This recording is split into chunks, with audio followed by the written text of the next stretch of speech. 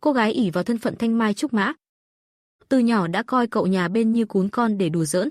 Thậm chí còn bắt cậu ta gọi mình là mẹ mỗi ngày. Nào ngờ ngày Thẩm Mục Trạch ra nước ngoài du học sau 18 năm. Cô bất ngờ thức tỉnh ký ức tương lai.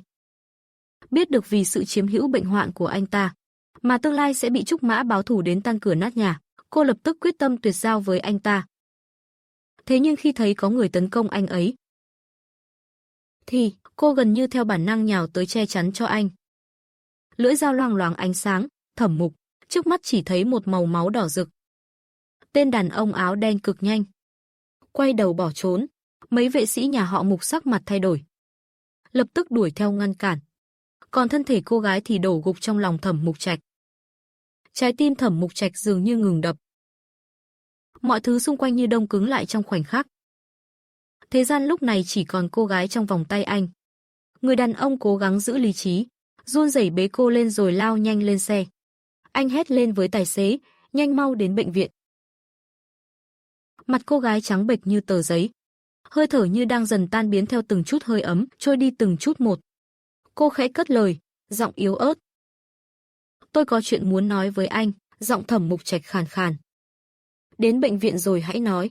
Đến bệnh viện thì không kịp nữa rồi. Cơn đau khiến tầm nhìn của Mục Thiển trở nên mờ mịt.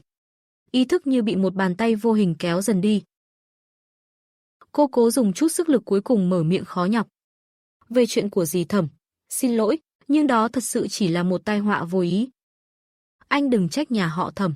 Thẩm Mục Trạch nghiến răng, giọng mang theo tiếng nghẹn ngào. Tôi không trách, vậy sau này em cũng đừng làm khó nhà họ Mục. Cô thật sự rất đau, rất đau. Lời nói đã không còn ý thức, nắm chặt lấy áo của người đàn ông, giọng Thẩm Mục Trạch run rẩy. Tôi nhất định sẽ không làm khó. Cô gái cuối cùng cũng nở nụ cười nhợt nhạt. Vậy anh phải giữ lời đấy. Tim Thẩm Mục Trạch đau đớn như bị bóp nghẹt. Anh giữ lời. Em đừng nói nữa. Về sau Mục Thiển thật sự không nói thêm lời nào, chỉ lặng lẽ cuộn mình trong lòng người đàn ông. Thẩm Mục Trạch không kìm được nhìn vào mắt cô. Không biết từ lúc nào đã trở nên mờ đục, nhiệt độ cơ thể cũng dần dần biến mất. Rõ ràng ánh nắng bên ngoài chói chang, nhưng Thẩm Mục Trạch chỉ thấy lạnh buốt thấu xương. Anh siết chặt cô gái trong lòng. Như thể chỉ cần vậy là có thể giữ cô mãi mãi. Cha cô nhận được tin con gái gặp chuyện. Cảm giác như sét đánh giữa trời quang. Khi ông dẫn con trai Mục Minh Lãng đến bệnh viện, thì đang được cấp cứu khẩn cấp trong phòng ICU. Còn Thẩm Mục Trạch toàn thân đầy máu, như thể hồn vía đã bay đi, đứng bất động trước cửa.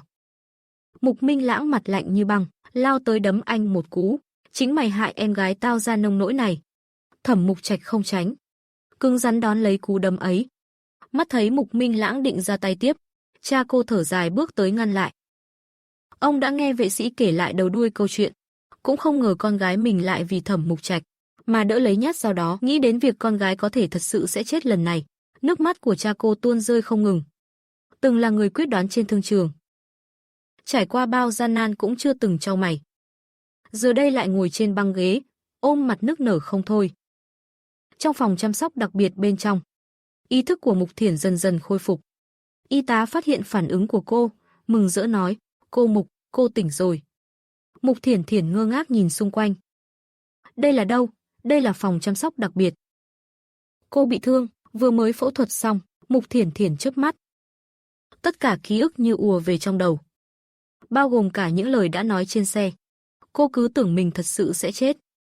Nghĩ đến đó, cô hít sâu một hơi. Tôi sẽ chết sao? Không đâu, cô Mục. Thời điểm nguy hiểm nhất đã qua rồi. Vài ngày nữa cô có thể chuyển sang phòng bệnh thường. Mục Thiển ngây người, hóa ra mình không chết. Vậy lời hứa của Thẩm Mục Trạch có còn giữ lời không? Nghĩ vậy, cô quay sang y tá nói, phiền chị gọi cha tôi vào giúp. Tuyệt đối đừng để ai khác vào, ngoài phòng chăm sóc đặc biệt. Sắc mặt Thẩm Mục Trạch tái nhợt, như pho tượng lạnh lẽo không chút hơi ấm. Y tá vội vàng chạy ra nhìn mọi người.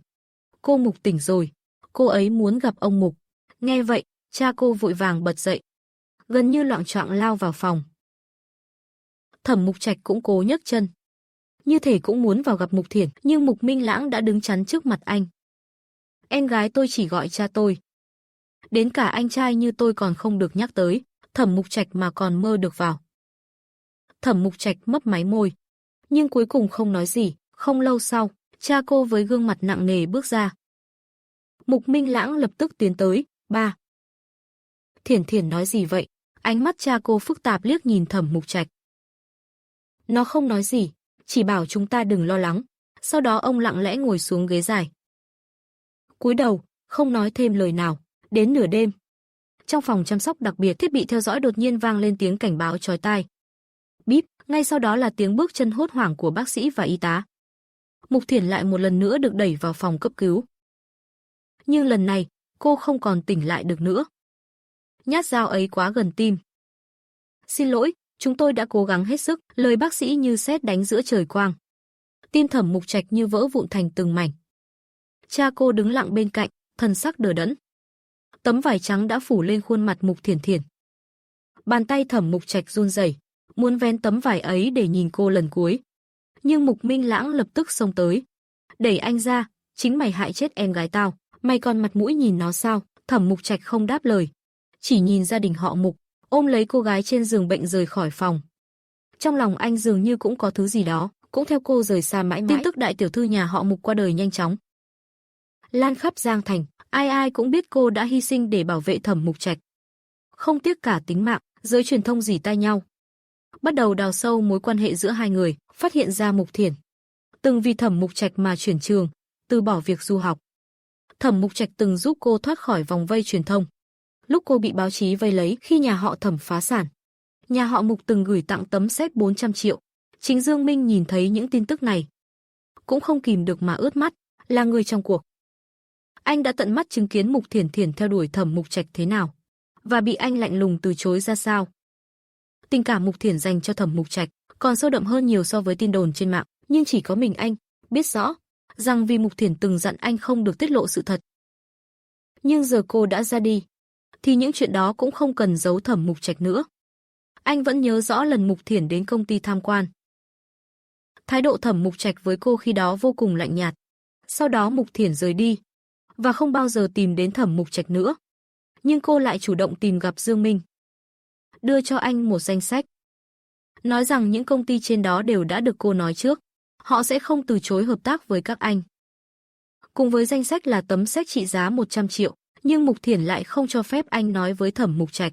Phải biết rằng nếu không có những khách hàng và khoản vốn mà Mục Thiển đem tới ban đầu, thì công ty không thể phát triển ổn định như bây giờ. Thẩm Mục Trạch cũng không thể mở rộng công ty trong thời gian ngắn như thế. Dương Minh nặng nề kể lại tất cả.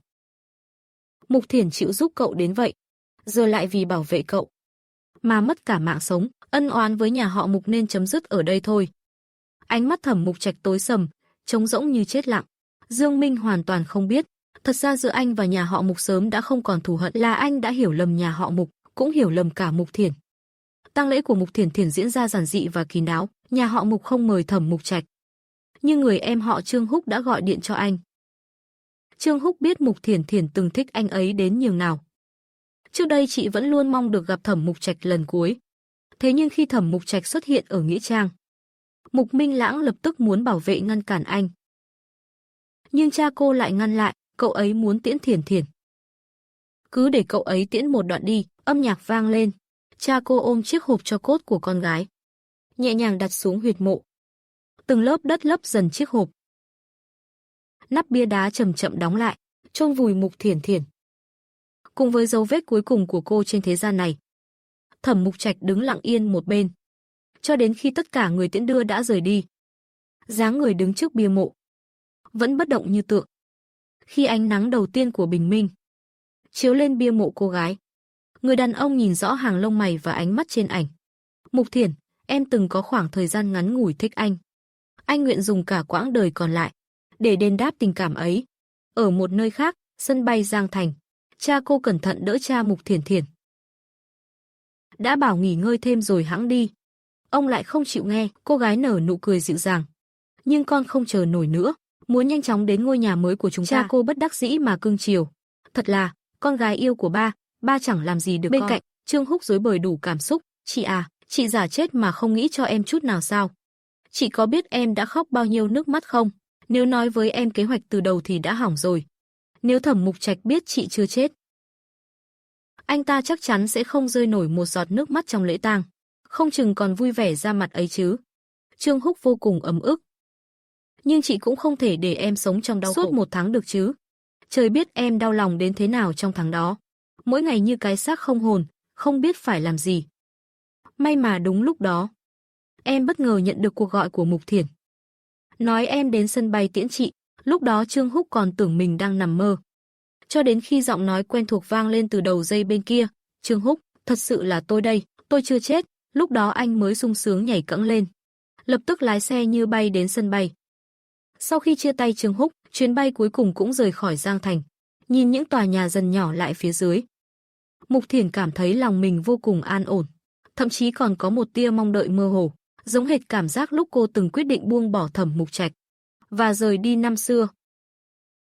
Chỉ tiếc rằng khi đó cô lại không thể đi thật sự, nhưng lần này, cô và Thẩm Mục Trạch đã thực sự là người dưng mãi mãi. Năm đầu tiên sau khi Mục Thiển rời đi, công ty của Thẩm Mục Trạch đột nhiên tuyên bố giảm giá chip xuống 60%. Ngành công nghiệp chip của nhà họ Hàn vì thế bị tổn thất nặng nề. Mục Thiển biết tin mà không hề thấy bất ngờ. Dù sao thì Thẩm Mục Trạch cũng đã biết, vụ tai nạn xe năm đó của phó giám đốc Thẩm chính là do nhà họ Hàn đứng sau thao túng. Năm thứ hai sau khi Mục Thiển rời đi, nhà họ Thẩm ra mắt dòng chip điện thoại nâng cấp hoàn toàn mới. Ngành công nghiệp của nhà họ Hàn lập tức sụp đổ. Năm thứ ba sau khi cô rời đi, thị trường của nhà họ Hàn gần như tê liệt hoàn toàn. Sản phẩm của nhà họ Thẩm trở thành bá chủ trên thị trường. Cùng lúc đó, một sự kiện lớn xảy ra tại Giang Thành. Có người họ Hàn nhảy lầu tự sát. Trên mạng cũng bất ngờ lan truyền vô số tin tức phanh phui tội ác của hắn. Tập đoàn công nghệ Hàn Thị cũng phá sản chỉ sau một đêm. Năm thứ tư sau khi Mục Thiển rời đi, nhà họ Thẩm đã không còn như xưa. Thẩm Mục Trạch cũng không còn là người cũ. Kể từ khi Mục Thiển qua đời, Thẩm Mục Trạch từng mắc trọng bệnh một lần. Sau đó anh dường như hoàn toàn thay đổi, cả cách hành xử lẫn tính cách đều trở nên khó đoán. Nhiều thủ đoạn của anh, đến cả Thẩm phụ cũng thấy vô cùng tàn nhẫn. Khi tiết thanh minh mùa xuân đến, Thẩm Mục Trạch đặt bó hoa tươi trước mộ cô gái. Chăm chú nhìn nụ cười trên bia mộ, nụ cười mãi không thay đổi. Anh nhớ về những chuyện đã từng cùng Mục Thiển trải qua. Bên trạm xe buýt năm đó, lần đầu tiên anh gặp cô gái có vẻ đẹp rạng rỡ ấy. Mái tóc dài tung bay, cô gái qua cửa kính xe nhìn anh không rời mắt. Tưởng rằng chỉ là cuộc gặp thoáng qua nơi phố xá. Nào ngờ cô gái u sầu ấy lại xuất hiện ngay trước mặt anh. Chào cậu, Thẩm Mục Trạch, tớ là Mục Thiển, bạn cùng bàn mới của cậu. Anh quay đầu lại theo phản xạ, và thấy Hạ Tư Thuần bật khóc vì phải rời xa anh. Đôi mắt đỏ hoe, tình cảm mà Thẩm Mục Trạch dành cho Mục Thiển lập tức tan biến. Từ đó về sau, ánh mắt luôn lạnh lùng, nhưng cuối cùng, bằng một cách khác biệt, cô vẫn mãi ở trong trái tim anh. 5 năm rồi, sinh mệnh của Mục Thiển dừng lại mãi mãi ở 5 năm trước. Nếu ngày ấy không có biến cố, nếu ngày ấy anh biết rằng không biết từ bao giờ anh đã thích cô, liệu Mục Thiển có tiếp tục yêu anh không? Khi Thẩm Mục Trạch rời nghĩa trang, Quách Dương đã chờ sẵn ở cổng. Vị bác sĩ nổi tiếng mà cha tôi giới thiệu đã liên lạc được rồi. Tôi đã bảo thư ký đặt vé máy bay từ Đảo Minh đến Hải Thành. Tôi sẽ đi cùng anh. Thẩm Mục Trạch gật đầu nhẹ. Không biết nghĩ tới điều gì, bước chân anh khựng lại, ngẩng đầu nhìn lên bầu trời cao rộng. Khi xưa Mục Thiển chọn ngành y lúc đi du học. Nếu cô còn sống, giờ chắc chắn đã trở thành một bác sĩ giỏi rồi. Ở một nơi khác, y tá vội vã đuổi theo Mục Thiển đang nghe điện thoại. Bác sĩ Mục, bệnh nhân giường số 8 vừa mới tỉnh lại sau phẫu thuật. Mục Thiển gật đầu, nói với đầu dây bên kia. Không nói nữa, Trương Húc, bên tôi còn có việc. Nhà hàng Vân Khê, 12 giờ rưỡi, cậu đến đúng giờ là được rồi. Cô cúp máy, rồi đi theo y tá đến giường số 8. Sau khi kiểm tra kỹ tình trạng bệnh nhân, cô mới quay lại văn phòng. Một đồng nghiệp bảo cô thay đồ rồi cùng nhau đi ăn trưa. Cô lắc đầu, hôm nay tôi không ăn với mọi người đâu, tôi có hẹn với 2 người bạn. Vừa nói, cô vừa chỉ về phía phòng đang phát tiếng hát tuồng. Chủ nhiệm Hách sao còn chưa đi ăn vậy? Sao lại đang nghe kinh kịch thế kia? Sách cũng đọc rồi, nghe nói hôm nay có một ông trùm thương mại từ nơi khác đến gặp chủ nhiệm Hách khám bệnh, ông ấy vẫn đang chờ ở văn phòng chủ nhiệm Nghiêm. Với Mục Thiển thì cả đời kiêu ngạo, cũng chẳng thấy gì to tát. Người đến tìm chủ nhiệm Hách khám bệnh thì đầy ra, mà cái danh ông trùm thương mại cũng chẳng khiến cô hứng thú. Cha cô, anh cô đều là ông trùm cả rồi còn gì, thấy cũng gần đến giờ. Mục Thiển liền thu dọn đồ đạc xuống lầu, nhưng còn chưa ra khỏi cổng bệnh viện, đã nhận được cuộc gọi từ Trương Húc. cái nhà hàng cậu hẹn ở đâu thế? Vân Khê Lâu gì đó, tìm chỗ đậu xe cũng mệt, cậu cứ chạy vòng quanh chút là có thôi. Mục Thiển vừa đi vừa nói. Nhà hàng đó món ăn rất chuẩn vị. Yên Vân cũng muốn cậu nếm thử đặc sản địa phương mà. Lúc này, bên kia bức tường hoa anh đào, Quách Dương và Thẩm Mục Trạch đang tiến về phía tòa nhà. Chợt nghe thấy một giọng nữ quen thuộc. Thẩm Mục Trạch lập tức khựng bước. Theo phản xạ ngẩng đầu nhìn về hướng đó, chỉ thấy một bóng dáng lướt qua rất nhanh. Thẩm Mục Trạch lập tức chạy vòng qua bức tường hoa, nhưng chỉ thấy những cánh hoa anh đào bay trong gió, đâu còn bóng dáng cô gái ấy nữa. Thẩm Mục Trạch, anh đột nhiên chạy nhanh thế làm gì vậy? Quách Dương khó hiểu hỏi. Thẩm Mục Trạch thu ánh mắt lại, lạnh nhạt đáp, không có gì. Giọng nói ấy, bóng lưng ấy, chắc chỉ là ảo giác thôi. Bãi đậu xe của Vân Khê Lâu, Trương Húc đã vòng quanh suốt 30 phút. Cuối cùng mới tìm được một chỗ trống. Đột nhiên, một chiếc xe mini nhỏ xíu lao tới, chớp mắt, đã chiếm mất chỗ đậu mà anh vừa thấy. Trương Húc khó chịu xuống xe, gõ gõ vào cửa kính xe đối phương, ý cô là gì đấy? Không thấy tôi đang đậu à? Cửa kính xe hạ xuống, lộ ra gương mặt trang điểm kỹ càng. Anh đã lưỡng lự trước chỗ đậu này bao lâu rồi còn gì? Tôi tưởng anh không định đậu nữa cơ. Trương Húc càng bực hơn, ai nói tôi không đậu? Trương Húc càng tức hơn, ai nói tôi không đậu? Cô gái ra vẻ bừng tỉnh, à, hóa ra không phải không đậu, mà là tay lái quá kém, đậu không nổi à? Mặt Trương Húc đen xì lại. Là cô không theo luật, cướp chỗ trước thì có. Mau dẹp xe ra cho tôi. Cô gái xách túi xuống xe, dầm một tiếng đóng cửa. Nhìn cũng đẹp trai đấy, mà chẳng có chút phong độ nào. Không biết thế nào là phụ nữ được ưu tiên à? Trương Húc bị logic ngang ngược của cô làm cho cạn lời. Phong độ còn phải xem đối tượng. Loại như cô, ai mà phong độ nổi? Cô gái cũng tức giận thật sự, loại như tôi là loại nào? Anh nói rõ ra xem nào. Chỗ đậu xe là của Trung. Anh đứng đó nửa ngày không đậu, còn chắn đường, có mặt mũi mà trách người khác. Trương Húc thật sự nổi điên. Đạp mạnh một cái vào xe cô ta. Hệ thống báo động hú inh ỏi. Trương Húc chẳng thèm nhìn lại, lên xe. Nhấn ga, lao vút đi. Cô gái ngẩn người. Có bệnh thì đến bệnh viện khám đi, phát tiết lên xe người khác là sao chứ? Mục Thiển vừa đến nhà hàng, đã thấy Vân Mộng đỏ bừng cả mặt vì tức. Cậu làm sao thế? Hôm nay thật sự xui xẻo cực kỳ. Gặp phải một tên đàn ông đứng trước chỗ đậu xe nửa ngày không vào. Mình vào đậu thì lại nói mình không có quy tắc, nói mình cướp chỗ, bắt mình nhường lại chỗ cho hắn. Mình không nhường, hắn đạp luôn xe mình. Có người như thế thật sao? Vậy thì đúng là quá đáng thật. Đang nói chuyện thì cô quay đầu nhìn ra cửa, thấy Trương Húc đang đứng ngoài cửa. Vội vã gọi anh vào và giới thiệu với Vân Mộng. Trương Húc vẫn giữ vẻ mặt bình thản, nhưng mặt Vân Mộng thì biến sắc như gặp quỷ. Người vừa rồi cô gọi là hội chứng hưng cảm cấp độ cao, chính là chú cún nhỏ hoàn hảo mà Mục Thiển nhắc đến. Mục Thiển hơi nghi hoặc. Không phải cậu đến từ sớm rồi sao lại tới muộn hơn cả tớ và Vân Mộng? Trên đường gặp phải một con điên. Sao cậu còn đến sau cả tớ với Vân Mộng? Trên đường gặp phải một con điên. Bị kẹt lại chút thời gian. Nghe vậy, Vân Mộng không nhịn nổi nữa. Này nhóc, cậu bảo ai là con điên ấy? Trương Húc điềm nhiên nâng cốc nước uống một ngụm. Ai vừa mắng tôi thì chính là người đó. Mặt Vân Mộng tái mét, Thiển Thiển, cậu xem cậu ta kìa. Mục Thiển vừa buồn cười vừa bất lực. Hai người này bình thường ai cũng được xem là lý trí, mà hôm nay lại cãi nhau om sòm, cô chỉ có thể bất đắc dĩ mà dàn xếp. Bữa cơm này cuối cùng cũng ăn xong trong gian nan. Ở một bên khác, trong bệnh viện, chủ nhiệm Hách xem xong bệnh án trước đây của Thẩm Mục Trạch. Anh Thẩm bắt đầu mất ngủ thường xuyên sau khi người bạn đó qua đời, và từ đó xuất hiện chứng đau đầu. Quách Dương liên tục gật đầu, lâu nhất từng có lần 7 ngày 7 đêm không ngủ. Nghe xong, sắc mặt chủ nhiệm Hách trở nên nghiêm trọng. Anh Thẩm à, tình trạng của anh khá đặc biệt. Nói đơn giản thì là bệnh tâm lý, không dễ xử lý.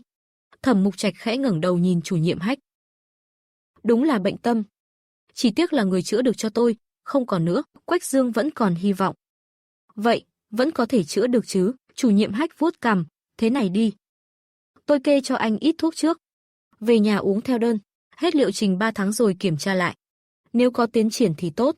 Còn nếu không, thì e là tôi cũng hết cách.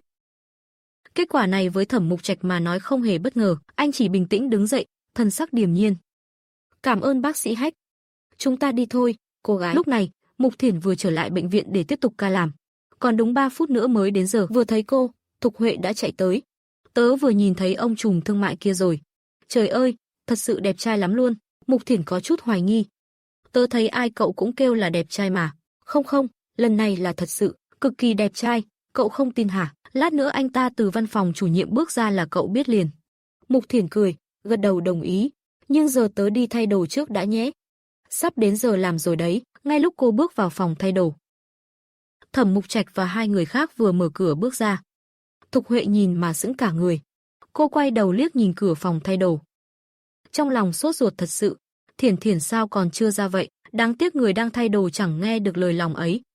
Kết quả, hai người cuối cùng lại lỡ mất nhau. Sáng hôm sau, tại sân bay Hải Thành, vì Trương Húc phải về Giang Thành làm việc, nên Mục Thiển đang tiễn anh ra khu kiểm tra an ninh. Bên cạnh, một cậu bé cầm trong chóng nhỏ, vui vẻ chạy nhảy.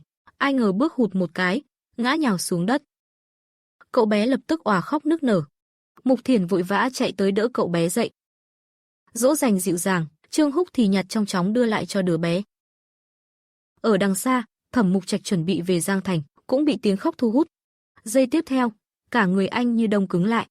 Bóng lưng kia, giống hệt Mục Thiển, giống như đúc, không sai chút nào. Sắc mặt anh lập tức thay đổi, lập tức gạt người xung quanh, chạy nhanh về phía bóng dáng cô gái kia. Thế nhưng khi anh đến nơi, thì chỉ thấy Trương Húc đang nghiêm túc nói chuyện với đứa bé. Thẩm Mục Trạch cố gắng kiềm chế cảm xúc. Mục Thiển mà mắng Trương Húc thì anh ta cũng không hiểu gì hết. Anh Thẩm, tôi nghe nhầm không vậy? Chị tôi đang ở đâu chẳng phải anh rõ nhất sao? Thẩm Mục Trạch hít sâu một hơi. Sau đó ngồi xổm xuống trước mặt đứa bé. Giọng nói cố gắng nhẹ nhàng, dễ nghe. Bé ngoan này, chị gái vừa nãy đỡ cháu dậy đâu rồi? Cậu bé rụt cổ lại một chút, có vẻ hơi sợ, nhìn Thẩm Mục Trạch đầy cảnh giác. Không có chị gái, là anh trai đỡ cháu dậy mà. Thẩm Mục Trạch sững sờ, Trương Húc có thể lừa anh, nhưng một đứa trẻ thì làm sao biết nói dối? Chẳng lẽ anh quá si tình, đến mức lại tưởng tượng ra hình bóng Mục Thiển lần nữa? Bên cạnh, Quách Dương cũng đầy nghi hoặc. Mục Trạch, rốt cuộc là có chuyện gì vậy? Còn chưa kịp để Thẩm Mục Trạch lên tiếng, Trương Húc đã lên tiếng với vẻ bất lực, thằng bé này bị ngã. Tôi đỡ nó dậy. Thế mà tổng giám đốc Thẩm lại khăng khăng nói thấy chị tôi với đứa nhỏ. Quách Dương đưa mắt phức tạp nhìn Thẩm Mục Trạch. Chẳng lẽ bệnh tình của anh ấy lại nặng hơn rồi? Nghĩ vậy, anh quay sang Trương Húc cười áy náy. Xin lỗi cậu nhé, chắc Mục Trạch gần đây mệt quá, nhìn nhầm thôi. Nhưng Thẩm Mục Trạch vẫn không chịu từ bỏ. Cậu đến Hải Thành làm gì? Trương Húc cố giữ bình tĩnh trên mặt. Nghe nói cảnh biển ở Hải Thành đẹp lắm, tôi đến để thư giãn thôi. Tổng giám đốc Thẩm cũng đến đây mà. Cuộc đối thoại của hai người đầy căng thẳng, tựa như đang đấu khẩu. Cô gái vội vàng chuyển hướng câu chuyện. Anh Trương cũng đi chuyến 8 giờ về Giang Thành à? Vừa đi vừa nói chuyện nhé, kẻo lỡ chuyến bay. Trương Húc hơi do dự, cuối cùng vẫn gật đầu đồng ý. Ba người rời khỏi sảnh. Lúc này Mục Thiển mới từ nhà vệ sinh bước ra. Vừa rồi thật sự quá nguy hiểm, may mà cậu bé kia đủ thông minh. Chỉ dạy một chút là hiểu, không thì bị lộ thật rồi. Vừa nghĩ, cô vừa chuẩn bị rời đi, đột nhiên điện thoại đổ chuông. Thiện Diện, anh đi công tác về rồi à? Giọng nam mang theo ý cười vang lên. Ừ. Giờ em đang ở nhà à? Anh có mang quà cho em, anh mang tới nhé. Giờ em đang ở sân bay, hay mai anh đến bệnh viện đưa cũng được mà. Giọng của Thiện Diện nhẹ nhàng nhưng kiên quyết. Đến lúc đó em lại phải mang về nhà. Nặng lắm, bất tiện lắm. Cứ để anh đến gặp em đi, dù sao cũng không xa mà. Mục Thiển nghĩ một chút rồi không từ chối. Vậy nữa. Em chắc khoảng 40 phút nữa về đến nhà. Anh sẽ đợi em. Đầu dây bên kia, Tạ Thời Niệm đang chờ trước biệt thự nhà họ Mục. Ánh mắt mang theo chút dịu dàng và mong đợi. Khi Mục Thiển về đến nhà, còn chưa xuống xe đã nhìn thấy Tạ Thời Niệm. Anh lập tức chạy vội tới. Xin lỗi nhé. Trên đường hơi tắc một chút. Anh đợi lâu chưa? Không đâu, anh cũng mới đến thôi mà. Vừa nói, anh vừa mở cửa xe, lôi ra một chồng sách dày cộp. Món quà này khá đặc biệt, để anh mang vào giúp em nhé. Mục Thiển vô cùng ngạc nhiên và vui mừng. Bộ sưu tập nguyên bản của bác sĩ Arturo. Sao anh biết em muốn cái này? Hôm trước nghe em nói về tác phẩm của ông ấy, lần đi công tác này tình cờ thấy được, nên anh mua về cho em luôn. Hai người vừa nói vừa bước vào biệt thự nhà họ Mục. Sau khi Tạ Thời Niệm đặt sách xuống, Mục Thiển liền tiễn anh ra cửa. Ra tới cổng, Tạ Thời Niệm lấy ra một chiếc đồng hồ đeo tay tinh xảo. Thiển Thiển, tặng em này. Mục Thiển rất bất ngờ. Cái này cũng là quà cho em sao? Bình thường em khám bệnh không tiện xem điện thoại. có đồng hồ đeo tay sẽ tiện hơn. Nói xong anh không cho cô cơ hội từ chối, lên xe rồi rời đi luôn. Mục Thiển đứng đó, cảm xúc có phần lẫn lộn, chiếc đồng hồ cũ của cô từng bị rơi, mặt kính còn bị xước nhẹ, cô cũng từng nghĩ đến chuyện mua đồng hồ mới. Chỉ là công việc bận quá, nên mãi vẫn chưa mua, thế mà Tạ Thời Niệm lại luôn đoán trúng những gì cô nghĩ trong lòng. Khi Mục Thiển quay lại phòng khách, hai cha con Mục Minh Lãng đang ngồi trên sofa. Thiển Thiển, cậu ta theo đuổi con chắc cũng 4 năm rồi chứ. Đến giờ vẫn chưa bỏ cuộc đấy. Cha cô ở bên cũng phụ họa, theo bố thấy, 10 năm cũng đáng, cậu ấy là người tốt mà, con cũng đi làm rồi. Có thể cân nhắc chuyện cá nhân đi là vừa. Mục Thiển chu môi, anh con còn chưa cân nhắc gì. Sao con phải vội? Mục Minh Lãng bật cười, đứng dậy, anh con chẳng có ai như Tạ Thời Niệm ngày ngày lượn lờ trước cửa nhà mình. Nói xong, anh quay người đi thẳng lên lầu. Cha cô thì mặt đầy vẻ nghiêm túc. Khuôn mặt của cha cô tràn đầy vẻ nghiêm túc, cậu ấy kiên trì với con suốt 4 năm như một. Thật sự đáng để con cân nhắc rồi đấy. Con có thích Tạ Thời Niệm không? Mục Thiển khẽ mím môi. Nhất thời cũng không biết phải trả lời thế nào. Nói thích thì có vẻ không đúng hẳn, nhưng ở bên Thời Niệm đúng là cảm thấy rất yên tâm. Không biết có phải vì cuộc trò chuyện với cha cô gợi lại cảm xúc gì không, mà khi trở về phòng, Mục Thiển trằn trọc mãi không ngủ được. Thật ra, cô cũng rất mơ hồ. Cảm giác thích một người là như thế nào? Hình như phải là vừa gặp đã tim đập loạn nhịp, nhìn là rung động. Ngoài lần đầu tiên gặp Thẩm Mục Trạch nhiều năm trước, về sau bao nhiêu người theo đuổi cô, kể cả Tạ Thời Niệm cũng chưa từng khiến cô có cảm giác ấy. Bao năm nay, Mục Thiển vẫn luôn bận rộn với cuộc sống và việc học. Cơn ác mộng kia cũng không còn xuất hiện nữa. Cô cũng rất ít khi nghĩ đến chuyện ở Giang Thành. Cho đến hôm nay, khi tình cờ gặp Thẩm Mục Trạch ở sân bay, mọi ký ức xưa cũ như ùn ùn kéo về không kiểm soát nổi. Lúc ấy cô mới chợt nhận ra, thì ra mình đã rời khỏi Giang Thành. 5 năm rồi, có lẽ đúng như lời ba nói, cũng nên cân nhắc chuyện tình cảm rồi. Mục Thiển trăn trở suy nghĩ hồi lâu. Cuối cùng cô vẫn quyết định thử tiến thêm một bước. Cô mở khung trò chuyện. Gửi tin nhắn cho Tạ Thời Niệm, tối mai anh có rảnh không đến nhà em ăn cơm nhé. Gần như ngay lập tức, Tạ Thời Niệm gọi đến, giọng anh có chút run vì xúc động. Thiển Thiển, em chắc là mời anh tới nhà ăn cơm à? Không phải là hẹn đi ăn bên ngoài sao? Mục Thiển mỉm cười, đúng là mời anh tới nhà em. Trước đây cô từng rất nghiêm túc nói với anh là mình không muốn yêu đương. Lúc ấy, Tạ Thời Niệm chỉ cười khẽ, nếu một ngày nào đó em muốn yêu, chỉ cần nói một câu.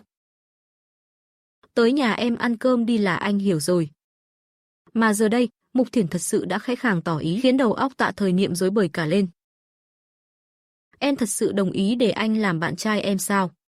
Mục Thiển thở dài. Thời Niệm, im thật lòng muốn mời anh đến nhà ăn tối ngày mai. Tạ Thời Niệm xúc động đến mức không biết nên nói gì. Nghỉ sớm nhé, Nini. Khóe môi Mục Thiển cong lên một nụ cười nhẹ. Anh cũng vậy. Rồi cô cúp máy. Mục Thiển không cảm thấy có gì đặc biệt, chỉ là trong lòng có một cảm giác bình yên. Dù sao thì cô cũng không ghét Tạ Thời Niệm. Ngược lại, thậm chí còn thấy anh mang lại cảm giác ấm áp và yên tâm. Từ Hải Thành về Giang Thành, suốt dọc đường Thẩm Mục Trạch không nói lời nào, dù lời của đứa bé đã khiến anh gần như tin rằng chỉ là ảo giác, nhưng khuôn mặt nghiêng ấy của cô gái vẫn hiện lên không ngừng trong tâm trí anh. Anh chắc chắn khung cảnh đó là thật, không thể nhầm được. Nghĩ vậy, Thẩm Mục Trạch bước đến bàn làm việc, mở máy tính ra. Dù có hack vào hệ thống camera sân bay Hải Thành, thì lượng người quá đông, việc tra cứu sẽ vô cùng tốn thời gian. Nhưng lịch trình chuyến bay của Trương Húc thì lại rất dễ tra. Và kết quả, ánh mắt anh lập tức tối sầm lại. Nhận ra phía sau có thể ẩn chứa một sự thật khác. Ánh mắt Thẩm Mục Trạch lại một lần nữa bùng cháy. 3 phút sau, Trương Húc đang ngủ say thì bị chuông điện thoại đánh thức.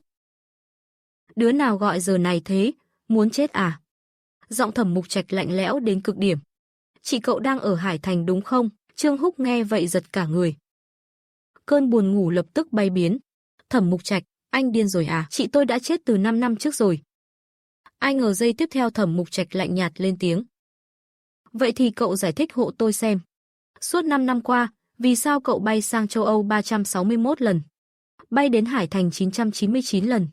Giọng anh mang theo sự lạnh lùng như băng.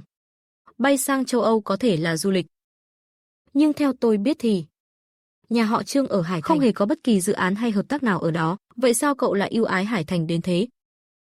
Trương Húc nổi điên, anh dám điều tra hành tung của tôi.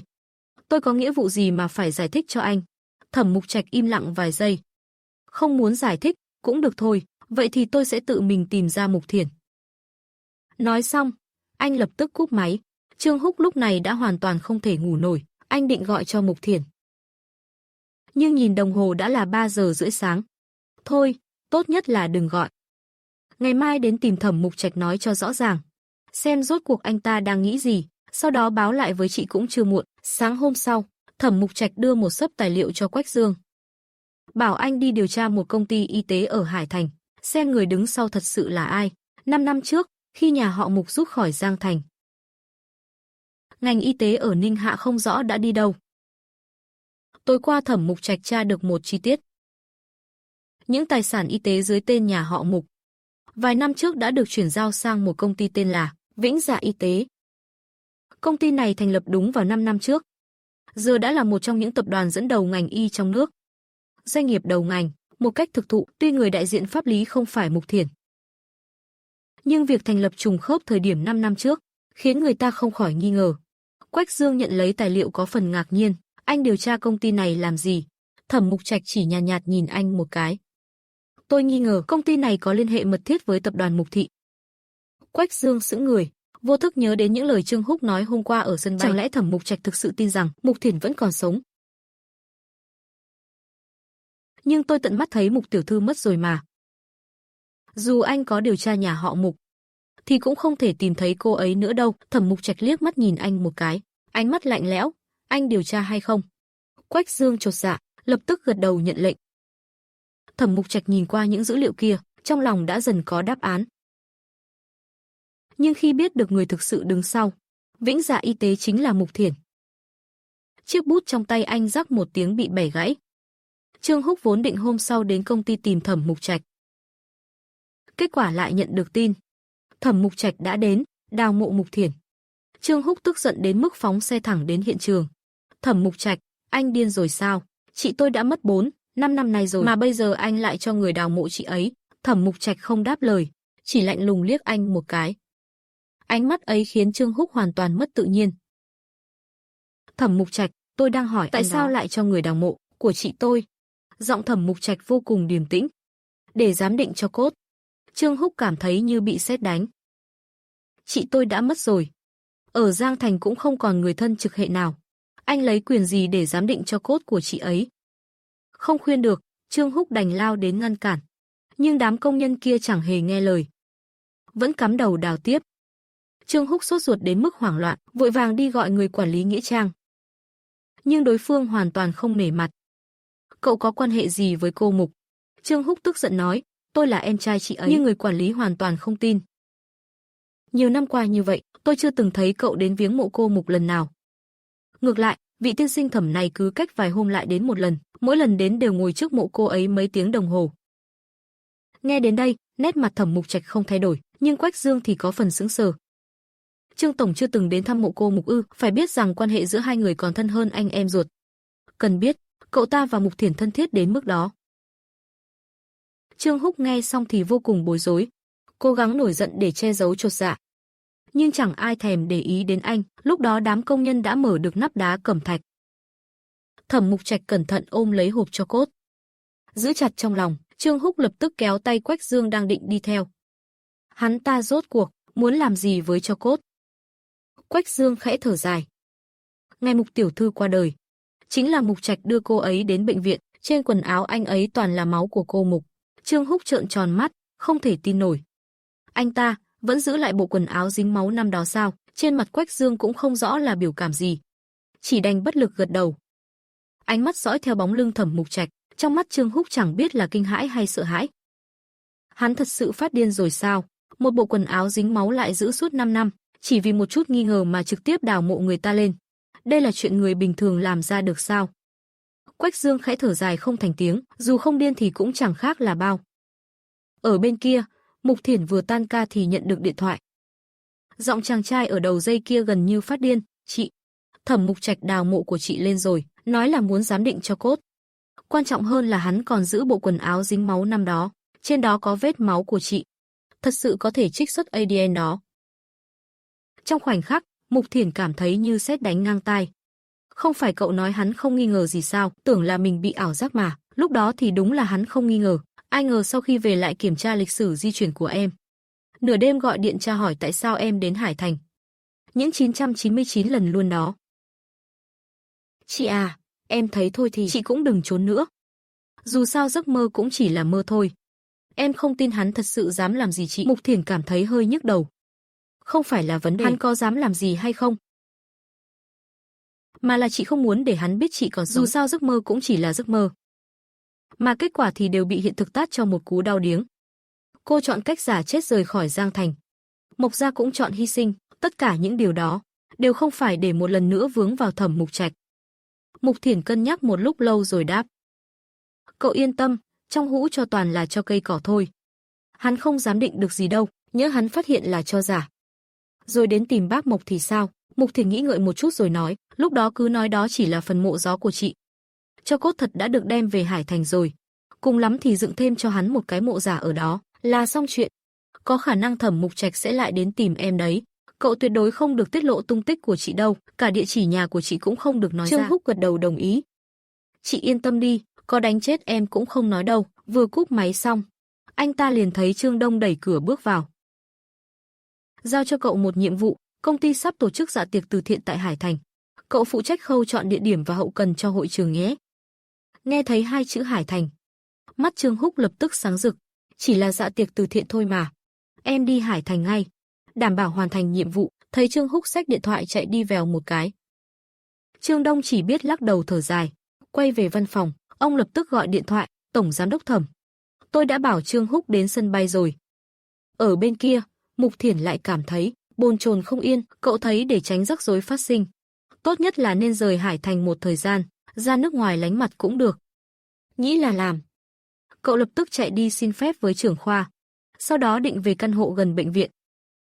Thu dọn hành lý, nào ngờ vừa ra khỏi cổng liền nhận được điện thoại của Trương Húc. Chị, giờ chị đang ở bệnh viện đúng không? Không, chị đang định về căn hộ nhỏ. Có chuyện gì thế? Mục Thiển nghe giọng anh ta có phần nghi ngờ. Không phải cậu lại đến Hải Thành rồi chứ? Đúng vậy, ba em cử em đi công tác ở Hải Thành. Giờ em đến căn hộ nhỏ tìm chị đây. Bình thường mỗi lần Trương Húc đến Hải Thành chơi, đều hay ở căn hộ nhỏ này, nên biết rõ địa chỉ. Trương Húc đến rất nhanh. Sau khi biết Mục Thiển định rời Hải Thành để lánh mặt, anh lập tức phụ chị thu dọn hành lý.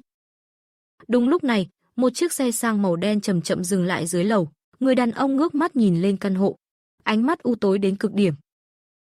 Xét thấy lần này cao chạy xa bay không biết kéo dài bao lâu, Mục Thiển sắp xếp tận 2 vali hành lý đầy quần áo. Trương Húc giúp kéo hành lý. Mục Thiển đi mở cửa. Đúng lúc đó, Dư Mộng gọi điện đến. Tớ phải chuồn gấp bây giờ.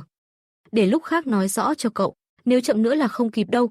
Cậu vừa nói vừa cúp máy, kéo cửa ra. Ngoài cửa, ánh mắt Thẩm Mục Trạch lạnh băng nhìn cậu chằm chằm. Mục Thiển run bắn cả người. Lập tức đóng sập cửa lại. Chắc chắn là cách mở cửa vừa nãy có vấn đề rồi. Sao Thẩm Mục Trạch lại có thể xuất hiện ngay trước cửa nhà cậu được? Các tình yêu ơi, hãy đăng ký kênh, thả tim và bình luận điều thầm kín với mình nhé. Thương lắm các bồ nè.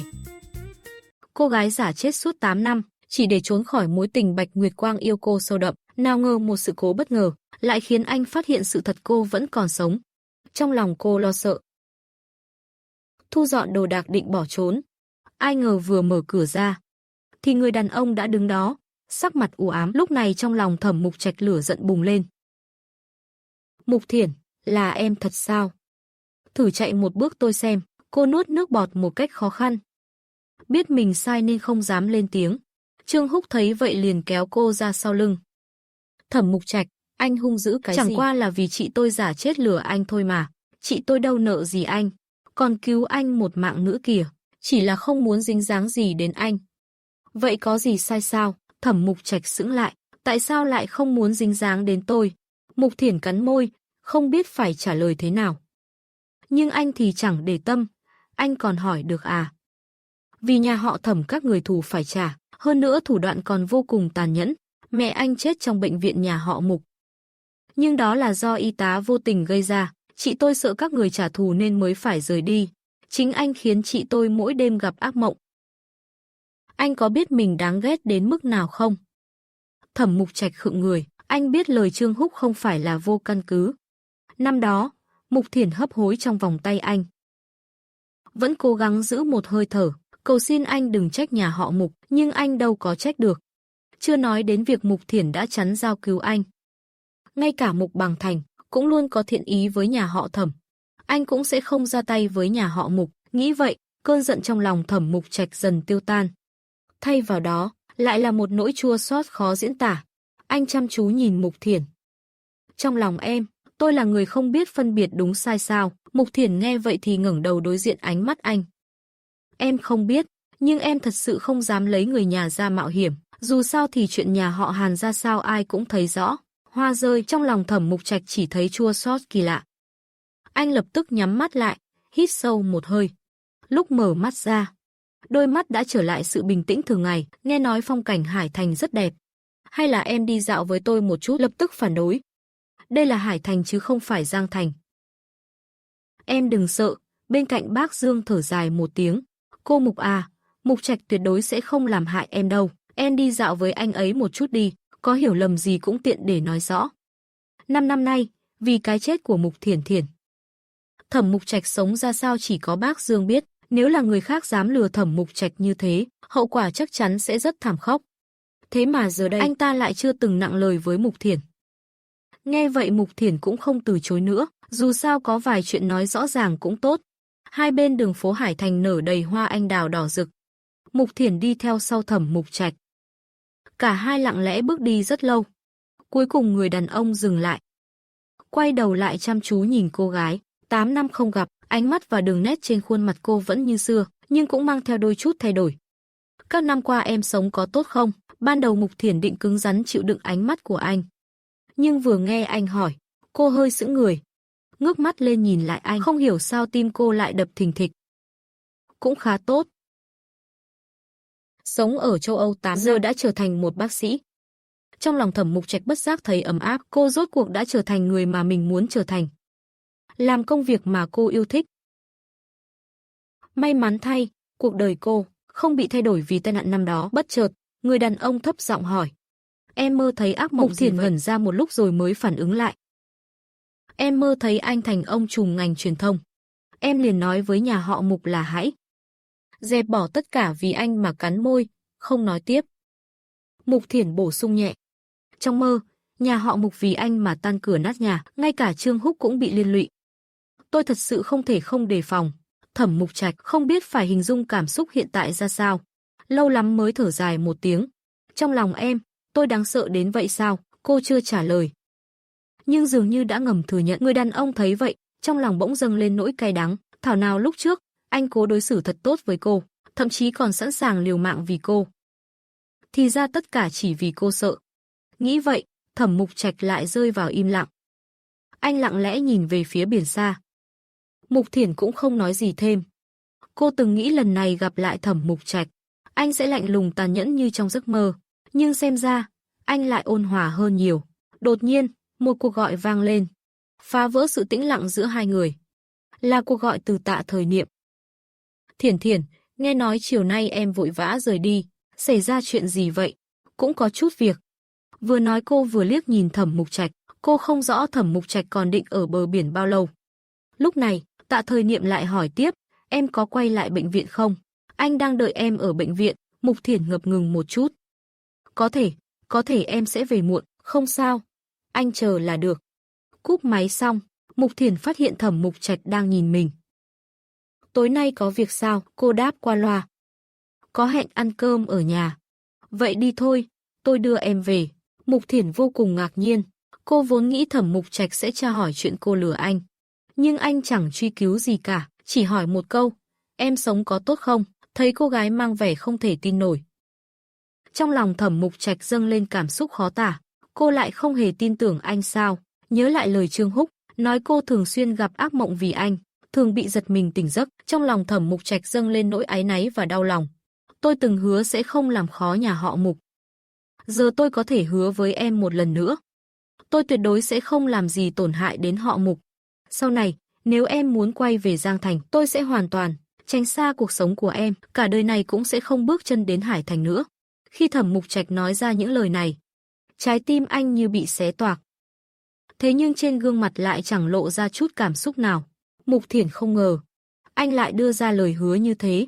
Ban đầu cô nên thấy vui mới đúng, nhưng không hiểu sao trong lòng lại thấy kỳ kỳ. Kỳ ở đâu thì lại chẳng nói rõ được, cô cứ nghĩ Thẩm Mục Trạch sẽ đưa mình về. Nhưng thấy Quách Dương đứng bên đường, còn tưởng là đã gọi taxi sẵn. Cô Mục, tôi và Mục Trạch sẽ không tiện đưa cô nữa. Mục Thiển ngoảnh lại nhìn Thẩm Mục Trạch. Cuối cùng vẫn không nói gì. Vừa định lên xe, Thẩm Mục Trạch lại bước nhanh mấy bước. Mục Thiển thấy ánh mắt nghi hoặc của cô gái. Trong mắt anh dường như có một chút kỳ vọng mơ hồ. Anh có thể ôm em một cái không? Mục Thiển khẽ khựng lại, kinh ngạc nhìn về phía Thẩm Mục Trạch. Khóe môi người đàn ông khẽ nhếch lên một độ cong. Bạn bè lâu ngày gặp lại đều ôm nhau mà. Huống chi chúng ta đã 5 năm không gặp, Mục Thiển thấy ngạc nhiên. Trong lòng anh coi cô là bạn sao? Cô không hiểu rõ cảm xúc trong mắt người đàn ông ấy, nhưng lại không biết vì sao không thể từ chối. Lưỡng lự một lát, cô vẫn tiến lại gần Thẩm Mục Trạch. Khẽ ôm lấy anh một cái, tay Thẩm Mục Trạch khẽ run lên. 5 năm qua, anh thường xuyên mất ngủ, luôn mơ thấy Mục Thiển đầy máu. Ngã trong vòng tay mình, cơ thể cô lúc đó dần dần cứng đờ và lạnh băng. Nhưng hiện tại cô lại mềm mại và ấm áp, mang theo mùi hương riêng của cô gái ấy. Cơn ác mộng bám lấy Thẩm Mục Trạch suốt 5 năm. Giây phút này dường như cuối cùng cũng tan biến. Anh kìm nén cảm xúc, nhẹ nhàng buông cô ra, lùi lại 2 bước. Ánh mắt dịu dàng nhìn cô, về đi thôi. Đi đường cẩn thận nhé. Mục Thiển nhận ra mình không thể nhìn thấu Thẩm Mục Trạch. 5 năm trước cảm xúc và suy nghĩ của anh hình như chưa phức tạp, khó đoán như bây giờ. Cô ngập ngừng hỏi, vậy còn anh? Thẩm Mục Trạch mỉm cười, phong cảnh ven biển rất đẹp. Tôi muốn đi dạo thêm chút nữa. Theo chiếc xe dần xa, Quách Dương thở dài, cậu cứ để cô Mục đi như vậy sao? Tại sao cậu không nói với cô ấy những điều suốt 5 năm qua? Mục Trạch thu lại ánh mắt, bình thản nói, bây giờ cô ấy sống rất tốt. Không có tôi, cô ấy vẫn sống tốt. Nên nhiều chuyện không cần phải nói nữa. Quách Dương vẻ mặt rối rắm, nhưng cậu thật sự bỏ được sao? Anh ta không thể hiểu được cách làm của Thẩm Mục Trạch hiện tại. Cũng giống như năm xưa anh không thể hiểu. Tại sao Mục Trạch lại cố chấp giữ lấy một người đã mất, tự nhấn chìm bản thân trong vực thẳm, không chịu bước ra ánh sáng. Giờ thì cô ấy vẫn còn sống, tại sao lại không nói hết với cô ấy? Thẩm Mục Trạch im lặng không trả lời, chỉ xoay người đi về phía bờ biển. Mặt trời chậm chậm lặn xuống đường chân trời. Quách Dương nghe thấy anh thấp giọng nói, bảo vệ đang canh chừng cho rút hết đi, tối nay chúng ta quay về Giang Thành. Quách Dương thở dài không nói, cuối cùng vẫn gọi cho đội bảo vệ, rồi đặt vé bay về Giang Thành trong tối. Sau khi gọi xong quay lại, thì thấy Thẩm Mục Trạch đang vịn vào mỏm đá, cơ thể hơi cúi xuống, trán đổ mồ hôi lạnh, sắc mặt anh tái nhợt, mồ hôi nhỏ giọt. Quách Dương tái mặt, lập tức đỡ anh lên xe, rồi vội vàng lái xe đến bệnh viện. Còn bên này, sau khi Mục Thiển chắc chắn Trương Húc không sao, thì lập tức lái xe đến bệnh viện. Vừa vào thang máy, đã chạm mặt viện trưởng Hách đang thở hồng hộc. Hai người nhìn nhau đều sững sờ. Tiền, không phải cô xin nghỉ rồi sao? Sao lại quay về rồi? Mục Thiển cười gượng, chuyện giải quyết xong rồi, nên không cần nghỉ nữa. Viện trưởng, không phải thầy cũng tan làm rồi à? Sao trễ vậy mà vẫn đến bệnh viện? Viện trưởng Hách lau mồ hôi trên trán, có chút bất lực. Hôm trước có một anh họ Thẩm đến khám chỗ tôi, tối nay cơn đau đầu tái phát nghiêm trọng, tiêm thuốc giảm đau cũng không có tác dụng. Thư Khuê gọi điện cho tôi, nghe mà như sắp khóc tới nơi. Mục Thiển bỗng thấy tim hơi siết lại. Anh họ Thẩm nào cơ? Nghe nói là tổng giám đốc của một công ty viễn thông, tên là Thẩm Mục Trạch. Đúng lúc này, cửa thang máy vừa khéo mở ra, Mục Thiển đang định bước ra thì khựng lại. Cô liền nhấn nút đóng cửa trở lại. Cháu lên cùng thầy xem thử đi. Quách Dương đang đợi bên ngoài thang máy, thấy Mục Thiển, ánh mắt anh ta thoáng lạnh, nhưng lúc này tình hình cấp bách, không tiện nói gì thêm, liền vội vã dẫn viện trưởng Hách vào phòng bệnh. Mục Thiển nhìn vào phòng, lập tức chết lặng, chỉ thấy Thẩm Mục Trạch mặt mày tái nhợt dựa vào giường bệnh, trán đổ đầy mồ hôi lạnh, cả người ướt sũng mồ hôi. Viện trưởng Hách đã lấy ra một bộ kim châm cứu. Anh Thẩm, mấy mũi này sẽ hơi đau đấy. anh cố chịu một chút, tuyệt đối đừng động đậy. Ông ấy ra tay rất nhanh, một mũi kim cắm thẳng vào huyệt trên trán. Thân thể Thẩm Mục Trạch khẽ run lên như bị điện giật, nhưng anh lại cắn chặt răng. Không rên một tiếng, viện trưởng Hách nhanh chóng châm xong hơn chục mũi kim bạc. Cơ thể căng cứng của Thẩm Mục Trạch dần dần thả lỏng. Cuối cùng anh từ từ nhắm mắt, rồi thiếp đi. Thấy vậy, Quách Dương mừng rỡ. Viện trưởng Hách, thầy giỏi thật đấy, sao lần trước không nói? Viện trưởng Hách lại lau mồ hôi trên trán. Bởi vì cách này có rủi ro rất lớn. Trước tiên là rất đau. Người bình thường khó mà chịu nổi, không phối hợp được. Thứ hai, tôi cũng đâu phải thần tiên, chứng bệnh này chưa chắc tôi đã trị được. Nếu các người kỳ vọng ở tôi quá cao, mà không chữa được bệnh, hãy đến tìm mẹ tôi mà kiện. Quách Dương vội vàng ngồi xuống, bảo đảm ông chỉ cần tận tâm tận lực chữa trị. Nếu thật không khỏi được, chúng tôi cũng sẽ viết cho ông một bản cam kết bằng văn bản. Viện trưởng Hách suy nghĩ nhẹ nhàng. Rõ ràng vẫn còn chút nghi ngờ với Mục Thiển, anh ấy vội vào can ngăn cùng. Viện trưởng Hách, ông hãy chữa cho tổng thẩm đi. Họ không phải là người cứng đầu không lý lẽ. Viện trưởng Hách có vẻ ngạc nhiên, ông quen họ sao? Mục Thiển gật đầu. Họ là bạn học cấp 3 của tôi. Thẩm Mục Trạch vốn đã ngủ không yên, lờ mờ nghe thấy tiếng Mục Thiển nói. Anh ấy nhẹ mở mắt, thấy cô gái đang nói chuyện với viện trưởng Hách. Bất giác ngơ ngác, viện trưởng Hách nghe nói là người quen. Cuối cùng thở phào nói, tôi có thể chữa, nhưng cần sự phối hợp tuyệt đối của tôi. Giờ đã thêm phương pháp châm cứu. Thì trong 3 tháng này, ông Thẩm phải nằm viện mỗi ngày ở bệnh viện chúng tôi. Nếu một ngày nào đó đứt quãng thì sẽ sụp đổ hết. Quách Dương lập tức đồng ý. Mục Thiển không nhịn được hỏi.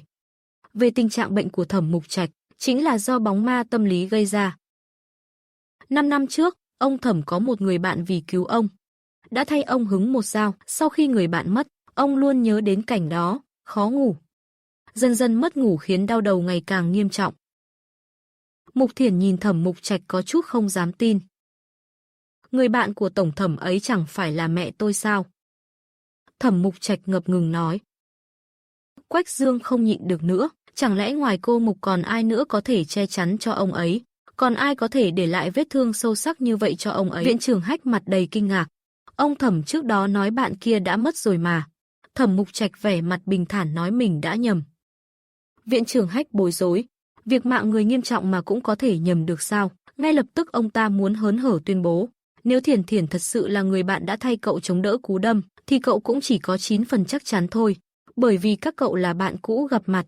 Tôi sẽ không làm phiền các cậu chuyện hồi tưởng. Các cậu cứ nói chuyện, tôi về trước đây. Quách Dương liếc mắt nhìn Thiển Thiển, cũng đứng dậy. Viện trưởng Hách, tôi tiễn ông một đoạn. Trong phòng bệnh, nhanh chóng chỉ còn lại Mục Thiển Thiển và Thẩm Mục Trạch hai người. Tâm trạng của Mục Thiển rất phức tạp. Lúc đó cậu chỉ nghĩ mình đã chết. Và mọi chuyện với nhà Thẩm đã kết thúc. Nhưng không ngờ, lại để lại bóng ma tâm lý sâu đậm cho Thẩm Mục Trạch. Cậu giằng xé mãi, vẫn do dự e sợ, mở miệng nói lời xin lỗi. Thật sự tôi không biết chuyện sẽ thành ra thế này. Thẩm Mục Trạch nhìn chăm chú cậu, nhìn thấy dáng vẻ cắn rứt lỗi lầm không trong lòng cậu dấy lên vài phần mềm yếu. Không sao cả, Mục Thiển thở phào nhẹ nhõm. Vậy cậu hãy chữa trị thật tốt ở đây. Viện trưởng Hách nhất định sẽ chữa khỏi cho cậu. Thẩm Mục Trạch gật đầu. Cậu có làm việc ở bệnh viện này không? Đúng vậy, viện trưởng Hách là trưởng khoa của tôi. Hôm kia câu chuyện của cậu chưa nói hết. Đã nghe thấy ai đó gọi tên cậu. Cậu quay lại thì thấy Tạ Thạch Niệm đứng ngoài cửa. Cậu ấy liếc nhìn Thẩm Mục Trạch. Mới vừa gặp viện trưởng Hách, nghe nói bạn học không sao chứ, viện. Lúc nãy có vẻ khá nghiêm trọng. Nhưng giờ đã khá hơn nhiều rồi. Nói xong, Mục Thiển đứng dậy, Thẩm tổng, tôi không làm phiền cậu nữa, cậu hãy nghỉ ngơi cho tốt. Thẩm Mục Trạch ánh mắt thoáng qua Thiển, cậu nhẹ gật đầu. Mục Thiển ra khỏi phòng, hơi có chút áy náy. Xin lỗi đã để cậu đợi lâu. Tạ Thạch Niệm mỉm cười, không sao, tôi có vài tài liệu bệnh lý. Một lúc sau hai người lên xe, lái thẳng về nhà. Chưa đi được bao xa, Mộ Danh Lang gọi điện thoại. Nói, Thiển Thiển, cậu không nói mời Tạ Thạch Niệm về nhà ăn cơm sao? Bây giờ đã mấy giờ rồi? Mục Thiển nhìn đồng hồ. Cậu không nói sẽ mời Tạ Thạch Niệm đến nhà ăn cơm sao? Bây giờ đã mấy giờ rồi? Mục Thiển nhìn đồng hồ. Thì ra đã hơn 8 giờ tối. Chúng tôi đang trên đường, ước tính nửa tiếng sẽ tới nơi. Nếu cậu với bố đói thì ăn trước đi. Tôi nghĩ hai người đừng đến cũng được. Công ty có dự án gặp chút sự cố. Tôi với bố đang chuẩn bị đến công ty. Mục Thiển nhìn bên cạnh hơi ngượng ngùng. Bố tôi với anh tôi có việc gấp phải đến công ty rồi, hay chúng ta hôm nay ăn ngoài luôn đi. Ánh mắt Tạ Thạch Niệm rõ ràng hơi buồn. Vậy những lời cậu nói hôm qua, Mục Thiển biết cậu đang lo lắng điều gì. Đi ăn cơm nhà tôi sẽ không thay đổi, chỉ là có thể phải đợi thêm 2 ngày nữa. Ánh mắt Tạ Thạch Niệm bỗng hiện lên nụ cười. Không còn lưỡng lự thêm ngày nào nữa, Mục Thiển vừa kiểm tra xong nhà đã trở lại văn phòng. Đại Cẩu mặt mày rạng rỡ. Việc lớn như vậy cậu và Thạch Niệm lại không nói với chúng tôi. Tủ sách phấn khích nhảy lên. Kẹo với kẹo đâu rồi? Tiền tôi muốn ăn kẹo. Mục Tiền chưa nói dối. Tạ Thạch Niệm đã cười tươi bước vào. Tay xách một túi lớn kẹo đủ màu sắc. Anh nhìn Mục Thiển hơi ngại ngùng. Tiền, cậu có trách tôi không? Tôi thật sự rất vui, nên không nhịn được muốn mời tất cả đồng nghiệp chia sẻ niềm vui của mình. Mục Thiển. Thật không ngờ anh ấy nhanh chóng lại thì anh ấy cũng chẳng nói gì. Dù sao tin tức này sớm muộn gì cũng lộ, trong phòng bệnh Thẩm Mộc Trạch. Vẻ mặt không đổi, anh liếc nhìn đó là món quà vừa mới Tạ Thạch Niệm mang đến. Còn nói rằng tiền cuối cùng cũng đồng ý làm bạn gái anh ấy. Quách Dương thở dài. Thực ra họ cũng chỉ là bạn trai bạn gái, vừa mới bắt đầu. Chắc cũng chưa có nhiều cảm xúc, nhớ lại Thẩm Mộc Trạch nhìn đống kẹo, anh cảm thấy đầu mình bắt đầu đau nhức. Im lặng lâu. Anh không nói gì. Anh đứng dậy và nói. Đi thôi. Chúng ta về Giang Thành. Vài phút sau, Hồ trưởng khoa dẫn Mục Thiển vội vã đi. Không thể chịu nổi, Thẩm Mộc Trạch lại nói có công việc phải giải quyết, Mục Thiển không hiểu được cách làm của Thẩm Mộc Trạch. Hôm qua anh không hứa rồi sao? Anh không thể trì hoãn nữa đâu, sức khỏe sẽ suy kiệt mất. Thẩm Mộc Trạch liếc anh một cái, tôi biết, không liên quan gì đến bác sĩ Lục đâu. Thái độ này hoàn toàn khác với sự dịu dàng và bao dung hôm qua ở bờ biển. Mục Thiển hơi giận. Hôm qua tôi còn giúp anh xin xỏ với Hồ trưởng khoa, anh lại bỏ đi như vậy, không chỉ là vô trách nhiệm với chính mình, mà còn vô trách nhiệm với vị trưởng khoa chúng tôi. Thẩm Mộc Trạch im lặng, chỉ nói lời xin lỗi rồi quay lưng bỏ đi. Mục Thiển không thể nhịn được, phải đuổi theo níu lấy anh ấy, bệnh tình của anh nếu không chữa trị đúng lúc sẽ rất nghiêm trọng. Giọng nói dứt khoát nhưng lạnh lùng đến tê người. Tôi đã nói sẽ hoàn toàn rời khỏi cuộc sống của anh, nhưng anh cũng đừng can thiệp vào lựa chọn của tôi. Mục Thiển thở hổn hển, mặt mày bực dọc, thật giống như chó cắn lữ Đông Bình, yêu mà không đến nơi đến chốn. Anh ấy cũng không mất gì đâu. Tan ca tối, Tạ Thạch Niệm ra bãi đỗ xe, lái xe đưa anh ấy về nhà. Mộc Hoàng Thành gọi điện cho Tiền. Khi nào về nhà? Sắp về rồi, Thạch Niệm đang đưa tôi về, anh ấy đi lấy xe sẽ tới ngay. Mục Thiển đứng ven đường nghe điện thoại, hoàn toàn không nhận ra một chiếc xe đen đang lao tới, thẳng thừng đâm vào Mục Thiển. Đèn pha chói lóa soi sáng cả phố, anh nắm điện thoại, trợ giúp cậu ấy, đồng tử chợt co rút. Giây sau là một tiếng nổ vang rền. Tạ Thạch Niệm đạp ga mạnh, đâm mạnh vào chiếc xe kia. Chiếc xe bị hư hại nặng bên sườn, nhưng xe gần như không giảm tốc, nháy mắt đã biến mất trong màn đêm. Tạ Thạch Niệm mở cửa xuống xe, ngay lập tức chạy đến bên cạnh Mục Thiển. Thiển, em sao rồi? Mục Thiển cố gắng giữ bình tĩnh. Em không sao đâu. Cảnh sát giao thông nhanh chóng đến và kiểm tra camera giám sát, nhưng bên kia là xe giả biển số, việc tìm tài xế rất khó khăn. Các anh cứ về trước đi, nếu có tin tức bên cảnh sát sẽ báo ngay cho các anh. Tạ Thạch Niệm đưa Mục Thiển về nhà. Trên đường có phần yên lặng, cho đến khi nhìn thấy anh vào biệt thự nhà Mục, anh lái xe thẳng đến trước một phòng siêu khách sạn. Bên kia mới mở cửa, Tạ Thạch Niệm nhăn mặt nhìn đám người kia. Bị đánh mà không đánh trả. Đợi Tạ Thạch Niệm đánh mỏi tay, anh mới lau máu trên miệng. Thiếu gia Tạ, cuối cùng anh cũng chịu đến tìm tôi thúc giục. Anh muốn chết sao? Dám để ý đến anh ta như vậy? Thúc giục ánh mắt đầy nặng nề và bất lực. Thời gian không còn nhiều, phải đưa Tạ thiếu gia về ngay. Tôi không có lựa chọn nào khác, tôi đã nói rồi, tôi không quan tâm đến chuyện nhà họ Tạ. Thiếu gia Tạ không quan tâm đến gia đình, nhưng nhà họ Tạ chưa chắc đã tha cho Thành gia và thiếu gia Tạ. Lúc đó, đừng nói là làm bác sĩ bình thường, ngay cả cô gái thiếu gia Tạ yêu thương, sợ cũng không bảo vệ được. Phương thức của nhà họ Tạ, thiếu gia Tạ hiểu rõ nhất. Thiện ngôn Tạ Thạch Niệm không nói gì, chỉ cúi đầu như đang suy nghĩ. Sáng hôm sau, Mục Thiển tỉnh dậy thì hết sốt. Khi anh đến bệnh viện, bất ngờ nhận được một tin tức. Tạ Thạch Niệm công khai tuyên bố chia tay anh. Và từ sáng sớm đã xin nghỉ việc chạy trốn. Anh cũng không cảm thấy đau lòng. Dù đã đồng ý làm bạn gái Tạ Thạch Niệm. Nhưng với anh, Tạ Thạch Niệm thật sự như một người bạn rất thân thiết. Dù bị bạn bè lừa thì cảm giác rất tệ. Mục Thiển vẫn có thể chịu đựng được.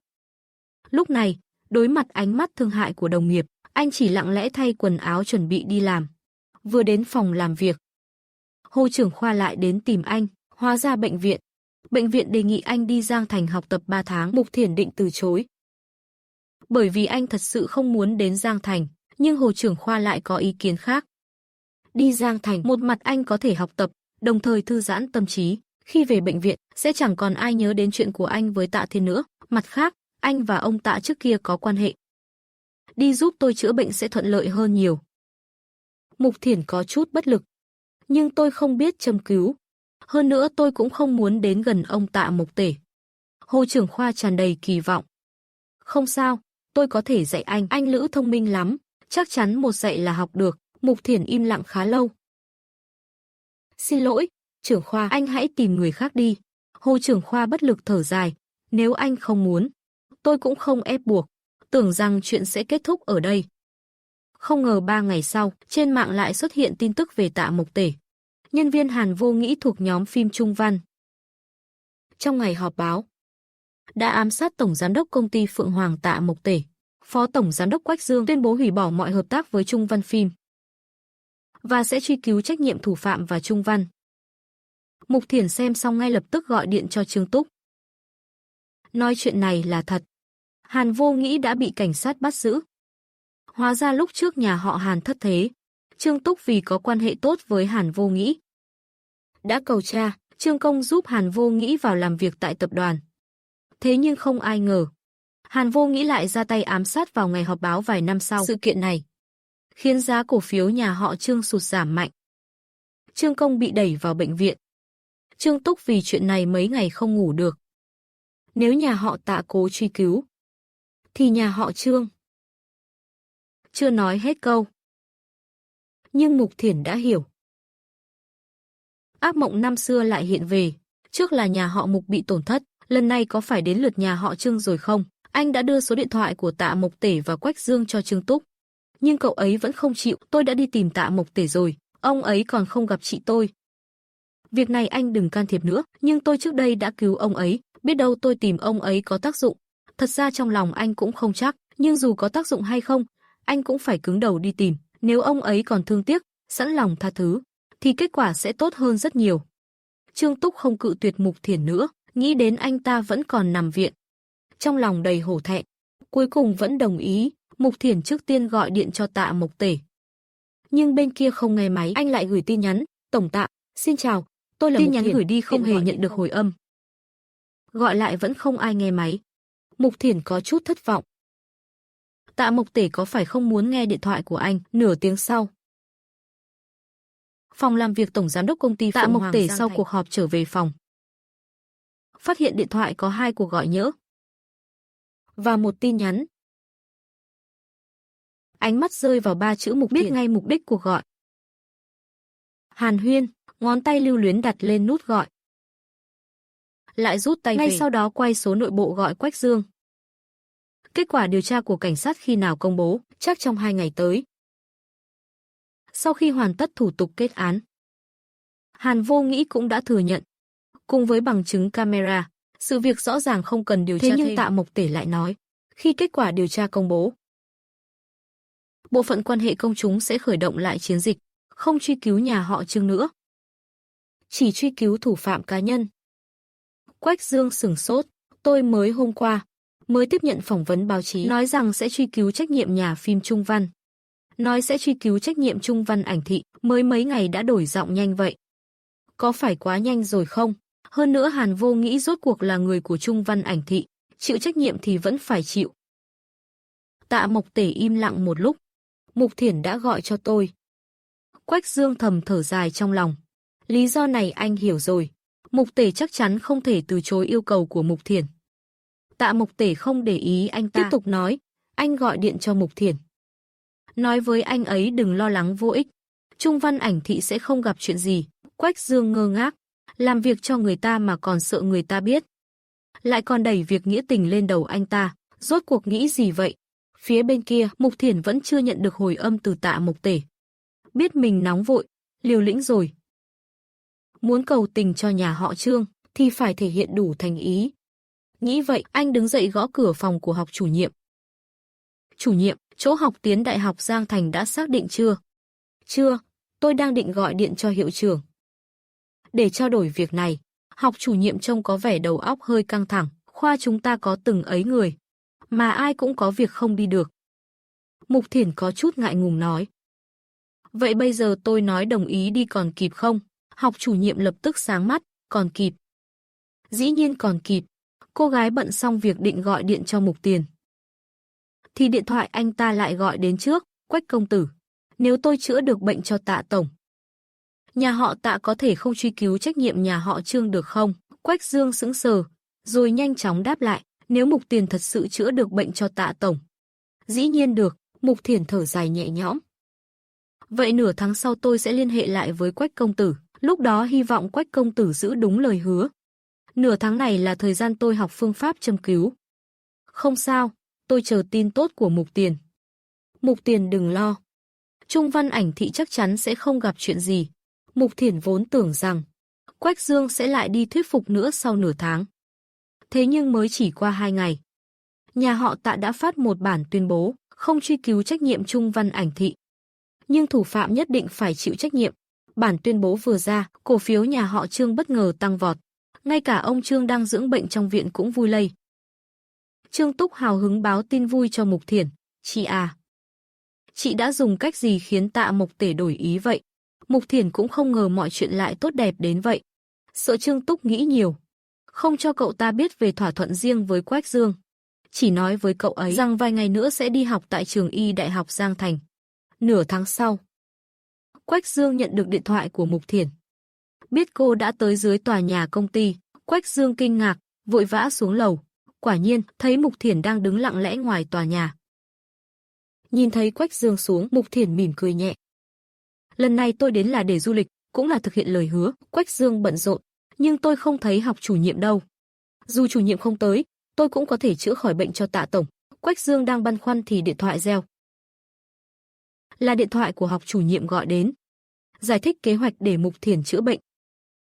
Quách Dương tất nhiên rất vui mừng. Đây quả là cơ hội trời ban cho Mộc Tể.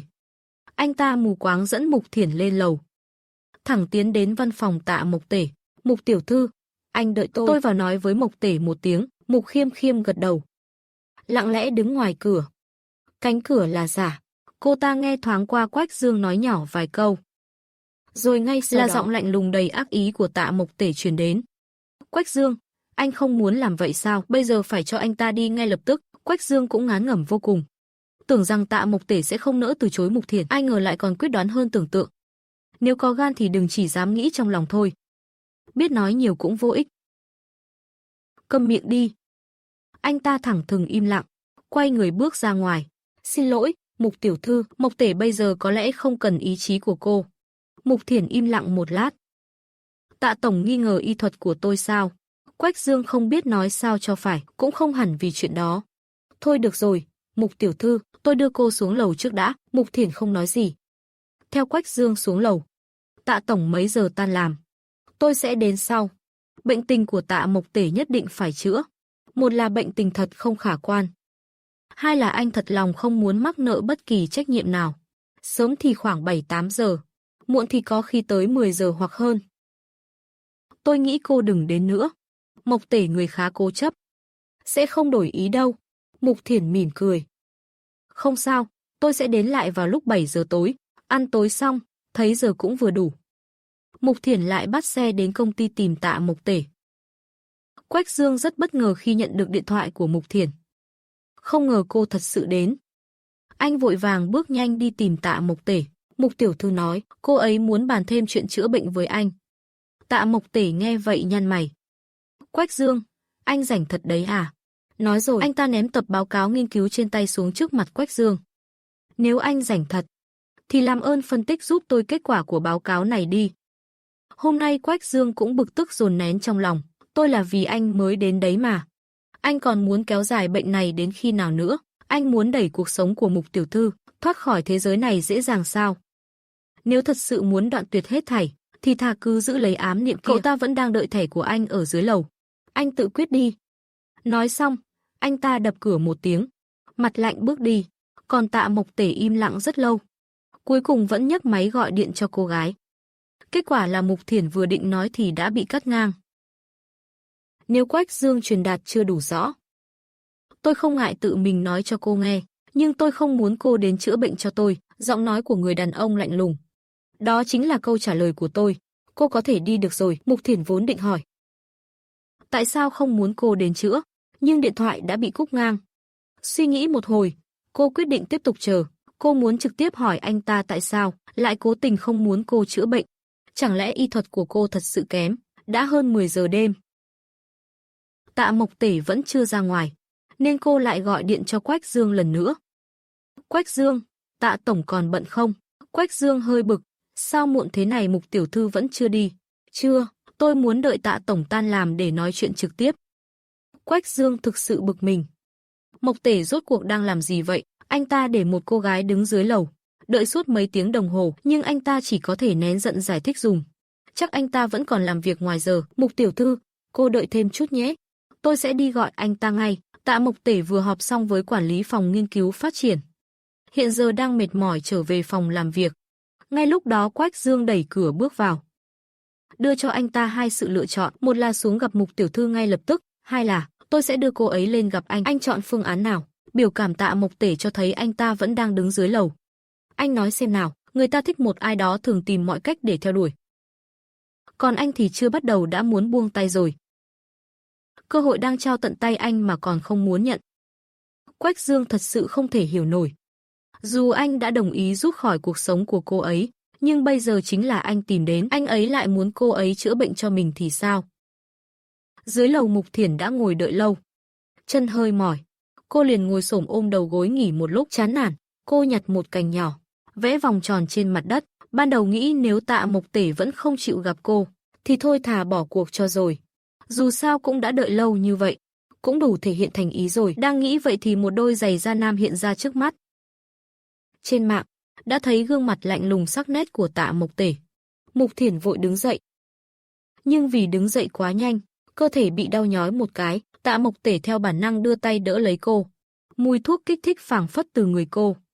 Khi cô đứng vững, Tạ Mộc Tể gần như ngay lập tức thả tay ra.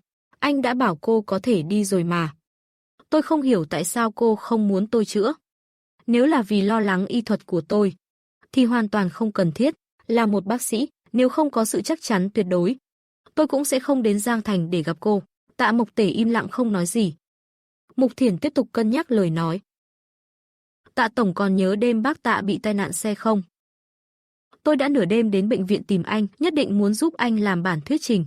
Anh dĩ nhiên còn nhớ, cũng chính nhờ sự giúp đỡ của Mục Thiển lúc đó mới giúp Tạ Mộc Tể tiếp quản thành công công ty, xuất hiện trước công chúng. Gương mặt cô gái nghiêm túc. Lúc đó Tạ tổng cũng không muốn để tôi giúp. Nhưng sau đó tôi không làm anh thất vọng, đúng không? Đã dám đến tìm anh thì chắc chắn có tự tin. Lúc này, ánh trăng dịu dàng phủ lên cô gái trước mắt. Tạ Mộc Tể nghẹn họng. Một lát sau mới nhẹ nhàng lên tiếng, không phải vì y thuật. Đôi mắt trong trẻo của cô mang theo chút nghi hoặc. Vậy là vì lý do gì? Ánh mắt người đàn ông càng thêm u ám. Tất nhiên là vì anh không tin tưởng vào sự kiềm chế bản thân mình. Không gặp mặt thì có thể cố chịu đựng, kiềm chế. Nhưng nếu gặp mặt mỗi ngày, anh thật sự không thể đảm bảo sẽ không giữ cô bên mình. Lúc đó anh chắc chắn sẽ trách bản thân mình, thậm chí còn oán hận anh, nghĩ anh đã kiềm chế cảm xúc quá muộn. Để tôi đưa cô về trước. Nghe vậy, Mục Thiển trong lòng vui mừng. Vậy Tạ tổng đã đồng ý chữa trị rồi. Ánh trăng chiếu lên gương mặt cô gái tươi sáng, thuần khiết, khiến Tạ Mộc Tể cũng bỗng chốc ngẩn người. Rõ ràng một chữ không đang ở trên môi, cuối cùng lại hóa thành một tiếng khẽ nhẹ. Tạ Mộc Tể vừa định đưa cô về, Mục Thiển lại tự gọi một chiếc xe. Nhân lúc chờ đợi, cô cùng Tạ Mộc Tể hẹn giờ chữa trị. Bởi anh ban ngày đang học tại trường y, tối còn có lớp thực hành. Vậy nên hai người hẹn nhau mỗi tối lúc 9 giờ chữa trị. Trước khi đi, Mục Thiển nhìn anh một cái. Vậy tôi tối nay sẽ đến, Tạ tổng hợp lý không? Tạ Mộc Tể im lặng lâu. Cuối cùng nhận lời. Cô gái ghi địa chỉ vào ghi chú điện thoại. Rồi lên xe, quay đầu mỉm cười. Tạ tổng, hẹn gặp tối mai. Chiếc xe nhanh chóng khuất khỏi tầm mắt. Lâu sau, Tạ Mộc Tể vẫn đứng bên đường. Nghĩ về cuộc gặp tối mai. Trong lòng anh lộn xộn khó tả. Những ngày này, anh đã tốn không ít công sức mới có thể ép bản thân bình tĩnh trở lại. Ít nhất trên bề mặt là vậy. Nhưng sự xuất hiện của Mục Thiển dễ dàng làm trái tim anh rối loạn lần nữa. 3 tháng tới sẽ ra sao? Tạ Mộc Tể không biết, càng không thể đoán trước. Đã thế thì để mọi chuyện thuận theo số phận. Đêm mùng 1, Mục Thiển kết thúc lớp thực hành. Vội vã tới cổng trường chuẩn bị gọi xe. Đang đứng chờ xe. Bỗng nhiên nhận ra có ánh mắt đang dõi theo mình. Quay lại thì bắt gặp một đôi mắt long lanh. Cô gái dường như gầy đi, đôi mắt to tròn như bị kinh hãi. Rồi nhanh chóng chạy đến bên anh. Chào chị, em tên là Vinh Chiêu, có thể hỏi chị tên là gì không? Mục Thiển cảm thấy cô bé này khá thú vị. Tôi là Mục Thiển.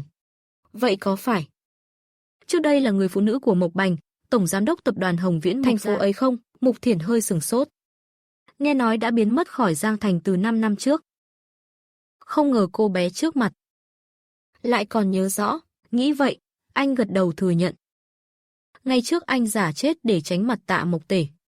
Giờ thì giữa anh và Tạ Mộc Tể đã hóa giải thù địch. Tự nhiên không còn cần thiết phải tiếp tục giả chết nữa, vừa dứt lời. Cô bé trước mặt bỗng nhảy cẫng lên. Tớ đã nói rồi không thể nào có người nào trông nhỏ như cậu thế này. Tiền Tiền hơi thắc mắc. Cậu biết tớ à? Đôi mắt sáng long lanh. Tiền Tiền chị không nhớ cũng không sao, nhưng cả đời này tớ không thể nào quên chị Tiền Tiền. Ngày trước tớ từng là một cô bé mập ú. Cũng nhờ chị đã giúp đỡ tớ rất nhiều. Lúc đó vì quá béo, tớ từng bị mấy cô gái chặn ngoài nhà vệ sinh mà cười nhạo, đánh đập. Chính Mục Thiển xuất hiện kịp thời, mới ngăn chặn được vụ bạo lực học đường ấy. Mục Thiển dịu dàng nói với cô bé. Đừng để ý ánh mắt người khác. Cậu rất đẹp. Sau này giảm cân sẽ còn xinh hơn nhiều. Chỉ tiếc là không lâu sau đó tớ chuyển trường đi rồi. Rồi sau đó tớ lại đọc được tin cô ấy qua đời trên mạng. Cô bé lúc này hồ hởi kéo Mục Thiển lên xe. Sau khi biết anh đi đâu, cô bé rất vui mừng. Chị có sống ở đây không? Nhà tớ ngay bên cạnh đây. Tuy nhiên, tớ nhớ nơi này. Thì nghe vậy liền giải thích. Tớ đến đây để chữa bệnh. Chị có biết Tạ Mộc Tể không? Anh ấy là bạn đại học của anh trai tớ. Chị yên tâm, tớ nhất định sẽ đưa chị đến an toàn. Không bao lâu xe đã dừng trước cổng Yên Khê. Mục Thiển cảm ơn rồi, chuẩn bị xuống xe. Mục Thiển nói lời cảm ơn rồi chuẩn bị xuống xe. Vinh Chiếu cũng mỉm cười với anh. Tiểu Thiển chị rảnh thì đến nhà em chơi nhé. Mục Thiển cười vui vẻ gật đầu đồng ý. Rồi quay người gõ cửa lên lầu. Tạ Mộc Tể mở cửa, hơi nghiêng người bảo, vào đi. Căn nhà rất lớn, trang trí theo phong cách đơn giản, lạnh lùng với trắng và xám chủ đạo. Phòng ngủ ở đâu? Tôi cần cậu nằm xuống mới có thể châm cứu được. Tạ Mộc Tể gật đầu, dẫn cô đến phòng ngủ. Nói một câu chờ chút rồi quay người đi về phía bếp. Chẳng bao lâu, anh bê một ly nước ép bưởi tươi đến. Mục Thiển, nước ép bưởi là thức uống mà anh thích nhất. Chỉ là do công việc quá bận, anh thường ăn tại canteen bệnh viện, nên rất lâu rồi mới có dịp uống. Nhưng Tạ Mộc Tể sao biết cô thích uống loại này? Hay chỉ là trùng hợp đúng lúc? Dù sao lúc này anh cũng không có thời gian nhiều, mở túi châm cứu lấy ra những chiếc kim bạc. Bắt đầu trị liệu thôi. Tạ tổng, anh nằm xuống đi. Người đàn ông nằm xuống ngay lập tức. Lúc này có chút căng thẳng, cơ thể anh cứng đờ. 5 ngón tay duỗi thẳng lại nắm chặt thành nắm đấm. Mục Thiển mỉm cười không rõ vì sao, rõ ràng người như Tạ Mộc Tể lại cũng không sợ bị châm kim. Lần trước khi hộ trưởng châm kim, anh ta còn khá bình tĩnh. Cô nhẹ giọng an ủi, thư giãn đi. Đừng lo, sẽ hơi đau một chút, nhưng rồi sẽ nhanh hết thôi. Nói xong cô khẽ vuốt ve. Tập trung châm kim.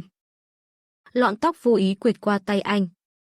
Nỗi đau và khổ sở cùng lúc dâng lên, khiến ánh mắt chịu đựng của Tạ Mộc Tể gần như đạt đến cực điểm.